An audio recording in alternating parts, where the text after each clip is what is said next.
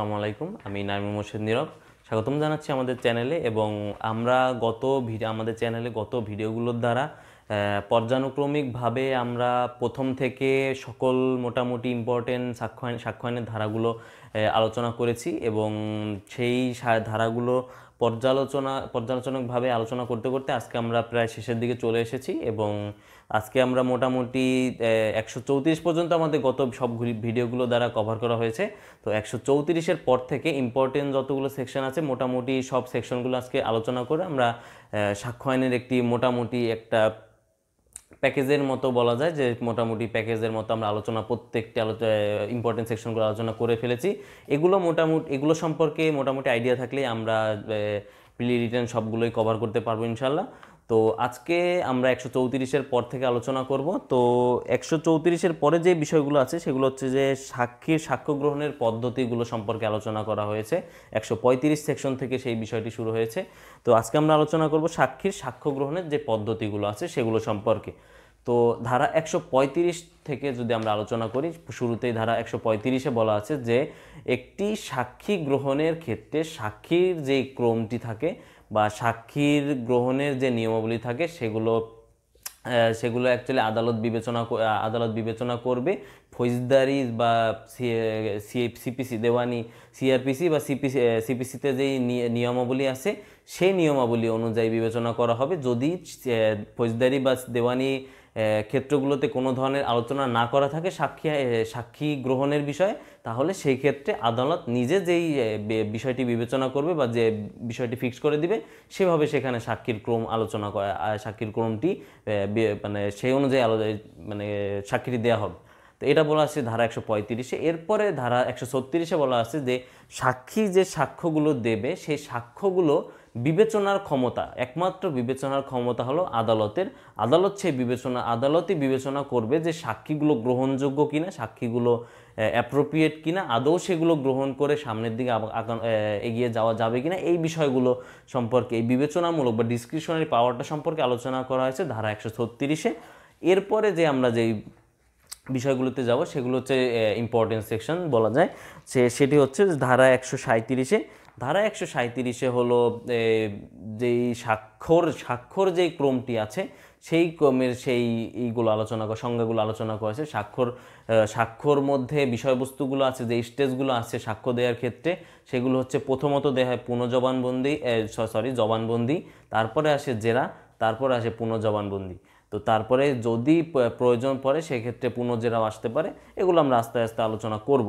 তো প্রথমে আমাদের যে 137 ধারা আছে সেখানে এই স্টেজগুলোর সংজ্ঞাগুলো দেয়া আছে।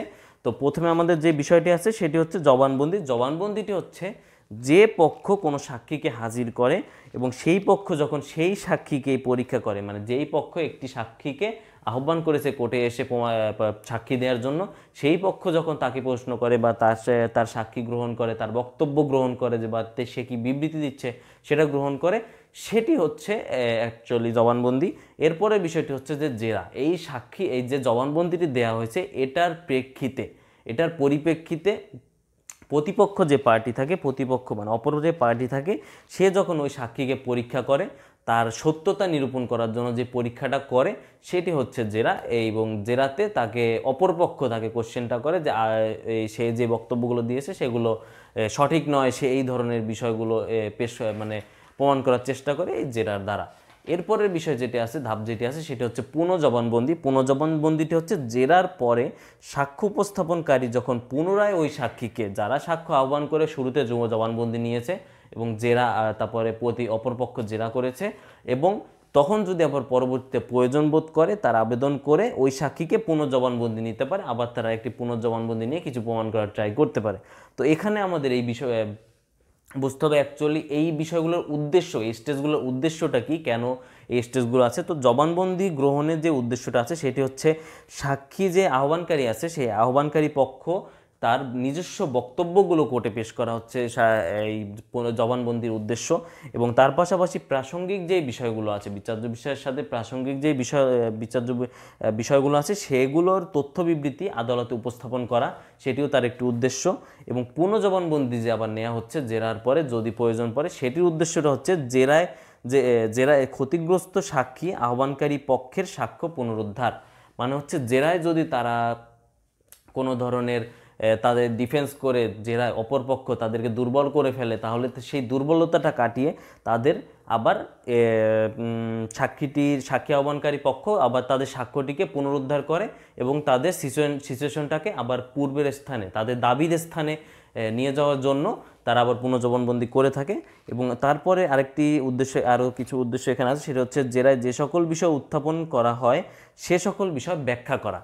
এখানে জেরায় যে সকল বিষয়গুলো উত্থাপন করা হয়েছে সেগুলো ব্যাখ্যা করে যে আদৌ জেরায় তারা যে বিষয়টি প্রমাণ করতে চেয়েছেন, পুনর্জবানবন্দিতে তার সাক্ষীটা নিয়ে তারা এই বিষয়টা প্রমাণ করতে পারে যে বিষয়টি এরকম ছিল না, এই বিষয়টি তার টোটালি বিপরীত, তারা অন্যভাবে মানে মামলাটি গ্রহণ করে মামলার বিষয়বস্তুটি বা ঘোরানোর চেষ্টা করছে বা বিষয়বস্তুটি চেঞ্জ করার ট্রাই করছে, এটা সে পুনর্জবানবন্দির দ্বারা প্রমাণ করতে পারে।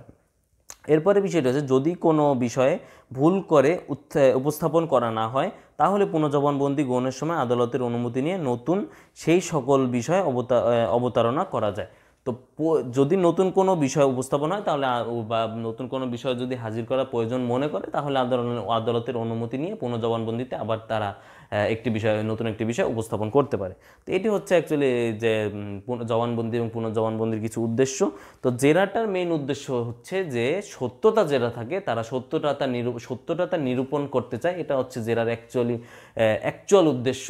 তো এর পাশাপাশি জেরার উদ্দেশ্য যেটা থাকে, যে বিচার্য বিষয় যেটা থাকে সে যেহেতু বিচার্য বিষয়টা সম্পর্কে প্রশ্ন করে, তার পাশাপাশি প্রাসঙ্গিক যে বিষয়গুলো থাকে সে প্রাসঙ্গিক বিষয়গুলো সম্পর্কে প্রশ্ন করা হয় জেরায়। তো এই বিষয়গুলো সম্পর্কে যখন প্রশ্ন করা হয় তার মেইনলি কিছু উদ্দেশ্য থাকে এই বিষয়গুলো সম্পর্কে প্রশ্ন করা, সেগুলো হচ্ছে যে তর্কিত যে বিষয়টা আছে, যেটা নিয়ে বিচার্য বিষয় বা যেটা নিয়ে ঘটনা, সেটা সত্যতা উদ্ঘাটনটা করা, এবং জবানবন্দি যেটা নেওয়া হয়েছে সেই জবানবন্দির বিষয়বস্তুটাকে দুর্বল করে ফেলা তার একটি উদ্দেশ্য। তারপর আমরা বলতে পারি যে বিরোধী পক্ষের যে সাক্ষ্যগত মূল্য থাকে সেই সাক্ষ্যগত মূল্যটাকে বিনাশ করা এবং তাদের নিজস্ব যেই ঘটনাটা থাকে সেই ঘটনাটাকে পরিস্ফুটিত করা। তো এরপরে হচ্ছে তাদের সত্যবাদিতা যেটা থাকে, যে আদৌ তাদের বক্তব্য জবানবন্দিতে তোলা হয়েছে সেই বিষয়টা তাদের সত্য নয়, তারা যে বক্তব্যটা জেরায় পেশ করা মানে বের করানোর ট্রাই করছে তাদের সত্যবাদিতাটা তারা প্রকাশ করতে চায় বা পরীক্ষা করে দেখতে চায়। তো এরপরে বিশ্বাসযোগ্যতা, তার যে সাক্ষী এসেছেন তার সাক্ষ্যটা যে বিশ্বাসযোগ্য নয় সেটি তার বিশ্বাসযোগ্যতাকে বিভিন্ন ধরনের কোশ্চেন করে বা তাকে বিভিন্ন ধরনের ঘুরিয়ে পেঁচিয়ে কোশ্চেন করে বিশ্বাসযোগ্যতাটাকে নড়বড়ে করে ফেলে এবং গোপনীয় বিষয়গুলোকে প্রকাশ্যে আনার ট্রাই করে, তার যে গোপনীয় বিষয়গুলো থাকে সেগুলো প্রকাশ্যে আনার ট্রাই করে এবং অসঙ্গতি কোনো বিষয় থাকলে সেগুলো তারা প্রকাশ করার ট্রাই করে বা শনাক্ত করার ট্রাই করে এই জেরার দ্বারা।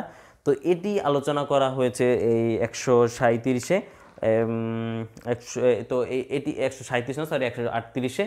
137-এ হলো 135-এ যেখানে আমরা দেখেছি সাক্ষীর ক্রম, যেটা ওই আইন অনুযায়ী ফিক্সড হয়ে থাকে, এবং পরবর্তীতে আমরা যেটা দেখেছি সেটা হচ্ছে 137-এ, সেটা হচ্ছে স্বাক্ষর ক্রম, মানে হচ্ছে সাক্ষ্যটা কোন স্টেজে পড়ে, কোন স্টেজ, সাক্ষ্যটা হচ্ছে বিষয়বস্তুটি এবং সাক্ষী হচ্ছে ব্যক্তিটি। তো ব্যক্তির ক্রম নির্ধারণ করা হচ্ছে 135-এ, 137-এ নির্ধারণ করা আছে সাক্ষ্যটার ক্রম, স্টেজগুলোর ক্রম।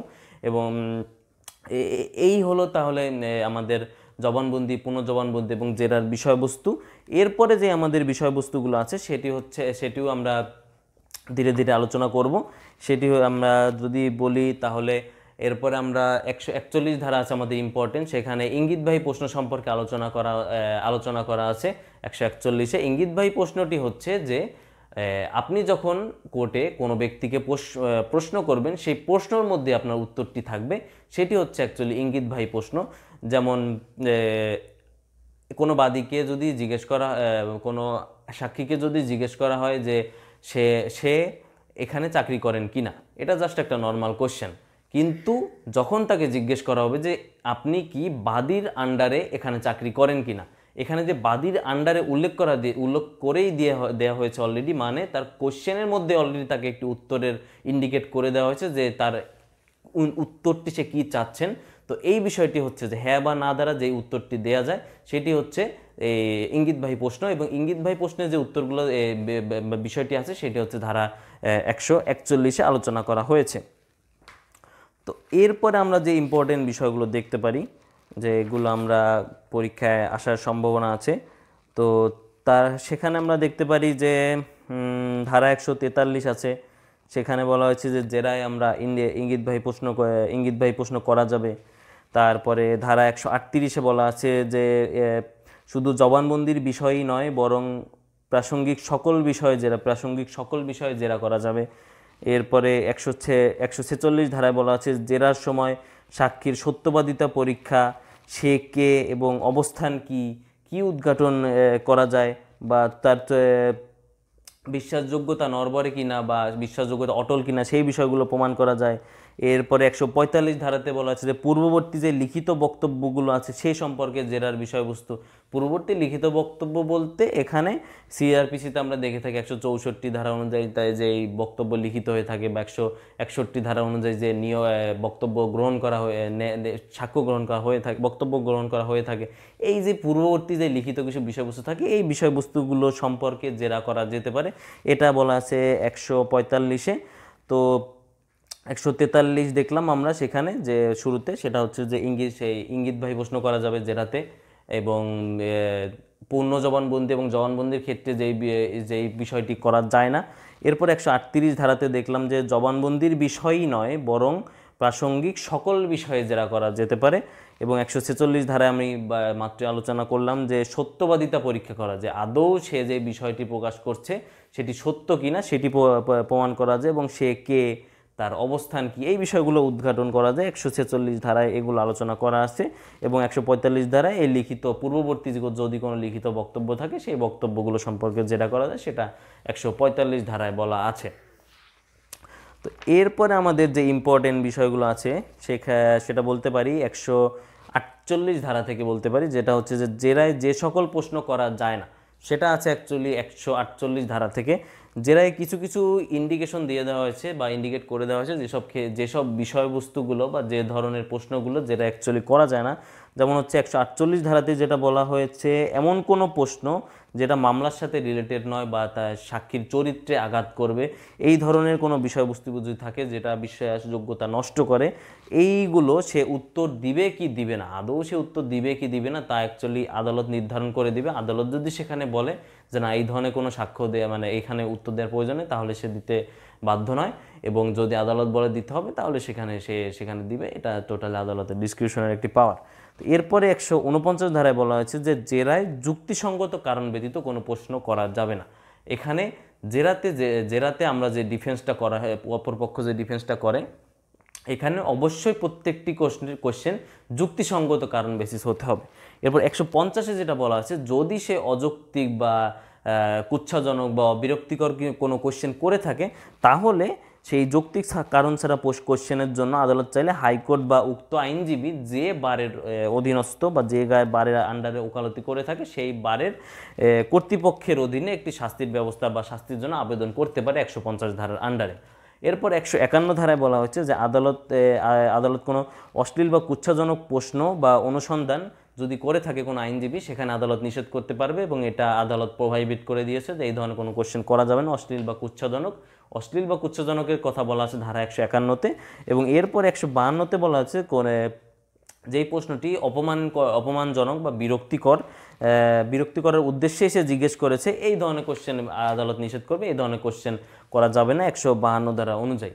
তো 151 হচ্ছে অশ্লীল এবং কুৎসাজনক, এবং 152 হচ্ছে অপমানজনক এবং বিরক্তিকর কোনো কোশ্চেন করা যাবে না, এটি বলা আছে 152-তে।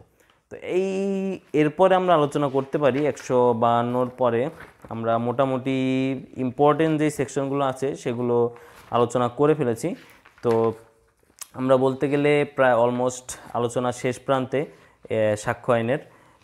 এর বাইরে তেমন কোনো ইম্পর্টেন্ট সেকশন খুব কম আছে বলতে গেলে। এরপরে আরেকটি বিষয় দেখতে পারি যে রিফ্রেশিং মেমোরির ব্যাপারে, সেটা হচ্ছে 159 ধারায় বলা আছে যে কোনো সাক্ষী যদি তার মেমোরি রিফ্রেশ করার জন্য বা কোনো কিছু জানার জন্য যদি সে কোনো কিছু স্মরণ করার জন্য, রিকল করার জন্য তার পূর্ববর্তী লিখিত কোনো ডকুমেন্ট বা কোনো বই পুস্তক বা তার বা অন্য কারো কোনো কিছু লিখিত ডকুমেন্ট সে দেখতে চায়, আদালত যদি সেখানে অনুমতি দেয় তাহলে 159 ধারা অনুযায়ী সেটি দেখে সেই অনুযায়ী আবার পরবর্তীতে সাক্ষী দিতে পারে, জাস্ট তার মেমোরিটা রিফ্রেশ করে সে বিষয়বস্তুটি রিকল করার জন্য, পুনরায় মনে করার জন্য সে একটি 159 ধারা যে দেখে আবার দিতে পারে।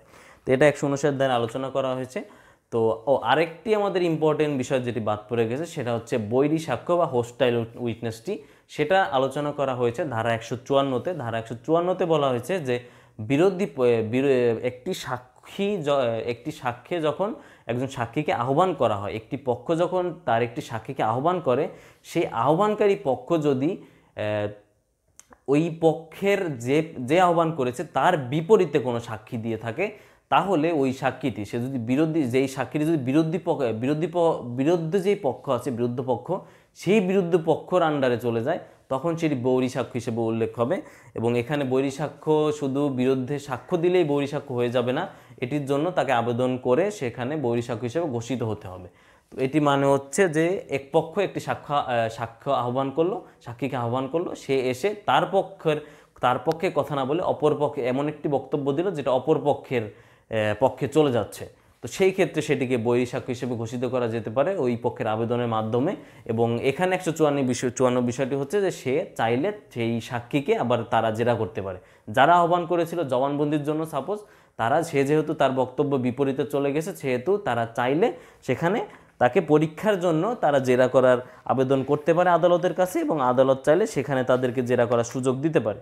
এবং জেরা করার দ্বারা সেখানে তারা সেই বিষয়টি তারা প্রমাণ করবে যে আদৌ সেখানে ডিফল্টেড কারণে কোনো ইনসিডেন্ট ঘটেছে বা কোনো ধরনের কোনো বিষয়বস্তু এসেছে, সেই প্রেক্ষিতে তারা চাইলে সেটিকে প্রমাণ করতে পারে তার বিপরীতে। যে এই বিষয়গুলো সে 155 অনুযায়ী কিছু বিষয় আছে যে সেখানে চাইলে সেই বিশ্বাসযোগ্যতা নষ্ট করতে পারে, যে কেন তারা হোস্টেল, সেটা হচ্ছে যে সাক্ষী যে বিশ্বাসের অযোগ্য তা কোনো ব্যক্তিদ্বয়ের সাক্ষ্য দ্বারা যদি প্রমাণ করা যায়, সেক্ষেত্রে তাকে হোস্টেলিস্ট উইটনেস হিসেবে গণ্য করা হবে এবং তার সাক্ষীটি বাতিল করা হবে। এবং সাক্ষীকে যে ঘুষ দেওয়া হয়েছে বা প্রলোভন দেখানো হয়েছে, এই বিষয়টি দেখানোর মাধ্যমেও চাইলে এই বিষয়গুলো যদি তার জেরাটার মাধ্যমে, সে যে জেরার জন্য আবেদন করেছে সেই জেরাটি নেয়ার মাধ্যমে যদি প্রমাণ করতে পারে, তাহলে সেটি গ্রহণ করা হবে এবং গ্রহণ করে সেই অনুযায়ী পরবর্তী স্টেপ নেওয়া হবে। তো এখানে সাক্ষী যে দেখাতে হবে যে সাক্ষী অ্যাকচুয়ালি সত্য গোপন করেছে, যেটা হোস্টাইল উইটনেসের ক্ষেত্রে অ্যাকচুয়ালি সে সত্যটা গোপন করেছে বা তার বক্তব্যগুলো অসঙ্গতিপূর্ণ, এবং সাক্ষ্য যারা আহ্বান করেছে সেই আহ্বানকারী পক্ষের প্রতি সে রুষ্ট হয়ে সে এই বিরুদ্ধ সাক্ষীটি দিয়েছে, এই জিনিসগুলো তাকে প্রমাণ করতে হবে। এই জিনিসগুলো প্রমাণ করতে পারলেই সেগুলো তাদের পক্ষে আবার চলে যাবে এবং যেই অপর হোস্টেল উইটনেসটি যে দিয়েছে সেই উইটনেসটি বাতিল করা যাবে। তো এখানে সাক্ষী আহ্বানকারী পক্ষে যারা থাকে তারা নিজ সাক্ষীকে জেরা করতে পারে, এবং এজন্য তাদের অবশ্যই আদালতের অনুমতি নিতে হবে। আদালতের অনুমতি নিয়ে ব্যতীত এটা করা যাবে না। আদালত তার স্বীয় ক্ষমতা বলে চাইলে অনুমতি দিতেও পারে, এবং এটা টোটালি তার অ্যাবসোলিউট ডিসক্রিশনারি পাওয়ার, সে চাইলে অনুমতি দিতেও পারে, এখানে নাও দিতে পারে। এই সম্পর্কে এটাই আলোচনা করা হয়েছিল ধারা 154-তে। তো এখানে মোটামুটি এগুলোই আলোচনা করা আছে। এরপরে যদি আমরা ইম্পর্টেন্ট কিছু দেখতে পারি, সেটা হচ্ছে যে ধারা 157-তে দেখতে পারি সমর্থনমূলক সাক্ষ্যের কিছু বিষয় আছে। সেটা হচ্ছে যে সমর্থনমূলক সাক্ষ্য একই বিষয় সম্পর্কে সাক্ষীর পরবর্তী সাক্ষ্য সমর্থনের জন্য পূর্ববর্তী সাক্ষ্য প্রমাণ করা যেতে পারে।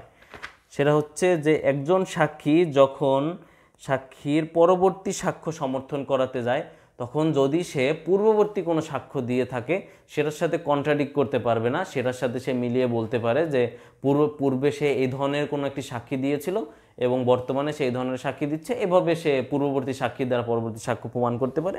এটা 157-তে বলা আছে। এবং 157-র পরে তো মোটামুটি আলোচনা করলাম সবই। এরপরে আরেকটি বিষয় দেখতে পারি যে ধারা 165, সেখানে বলা আছে যে বিচারক তার ইচ্ছামতো যে কোনোভাবে যে কোনো পক্ষকে যে কোনো প্রশ্ন করতে পারে, যে কোনো সময় বা যে কোনো ধরনের দলিল উত্থাপন করার কথা বলতে পারে। সেটা অবশ্যই প্রাসঙ্গিক হতে হবে, এবং অপ্রাসঙ্গিক কোনো বিষয়বস্তু যদি সে উত্থাপন করতে চায় বা জানতে চায়, সেটাও সে চাইলে কোশ্চেন করতে পারে।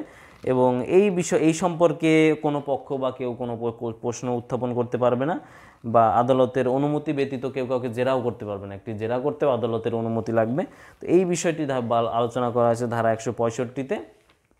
এবং আমাদের সর্বশেষ যে ধারাটি আছে, সর্বশেষ ধারাটি হচ্ছে 167। 167তেও একটি বিষয় আলোচনা করা হয়েছে, সেটি হচ্ছে যে অসঙ্গতভাবে যদি কোনো ধরনের সাক্ষ্য গ্রহণ করা হয় বা প্রত্যাখ্যান করা হয়, সেই সব বিষয়ের ক্ষেত্রে যদি কোনো সাক্ষ্য অসঙ্গতিপূর্ণ হয়ে থাকে, তাহলে সেই ক্ষেত্রে সেই সাক্ষ্যটি গ্রহণ করা হলে পরবর্তীতে চাইলে যদি সেটা অসঙ্গত হয় বা অসামঞ্জস্য হয় মামলার সাথে, সে চাইলে ওই সাক্ষীটি বাতিল করতে পারবে। কিন্তু তার প্রেক্ষিতে যদি কোনো রায় ঘোষিত হয় বা কোনো রায় হয়ে যায়, সেই রায়টি বাতিল করা যাবে না। তো এখানে এই 167 আমাদের সর্বশেষ সাক্ষ্য আইনে যে ধারাটি আছে, সেখানে আলোচনা করা হয়েছে এই বিষয়টি যে অসঙ্গত কোনো সাক্ষীর দ্বারা সাক্ষ্য গ্রহণ হলে তার ফলে যদি রায় দিয়ে দেওয়া হয়, সেই প্রেক্ষিতে রায়টা অবৈধ হবে না এবং সাক্ষীটি বর্জন করা যাবে। কিন্তু এখানে একটি বিষয় হচ্ছে যে এক্সেপশনাল বিষয়টি হচ্ছে যদি কোনো পক্ষ ক্ষতিগ্রস্ত না হয় বা ন্যায় বিচারের স্বার্থে এবং ক্ষতিগ্রস্ত পক্ষ তার সেইটি বিবেচনা করে ওই রায়টি বর্জন করা যেতে পারে বা না যেতে পারে, এটা আদালতের বিবেচনার উপর ডিপেন্ড করে। তো এই ছিল আমাদের মোটামুটি ওভারঅল সাক্ষ্য আইন সম্পর্কে আলোচনা। তো এরপরে আমরা পরবর্তী ভিডিওগুলোর দ্বারা অন্যান্য সাবজেক্টের বিষয়গুলো সম্পর্কে আলোচনা করব এবং এভাবে এভিডেন্স অ্যাক্ট যেভাবে সেকশন ওয়াইজ শেষ করে গেলাম, অন্যান্য সাবজেক্টগুলো শেষ করার ট্রাই করব। এবং এভিডেন্স অ্যাক্সেস যদি ইম্পর্টেন্ট কোনো ধরনের কোনো টপিক থাকে, সেগুলো সম্পর্কে হয়তো পরবর্তী ভিডিওতেও আরও আমরা এলাবোরেটলি আলোচনা করতে পারি। তো আপাতত আমাদের ভিডিও এই পর্যন্তই। ধন্যবাদ সকলকে। আসসালামু আলাইকুম।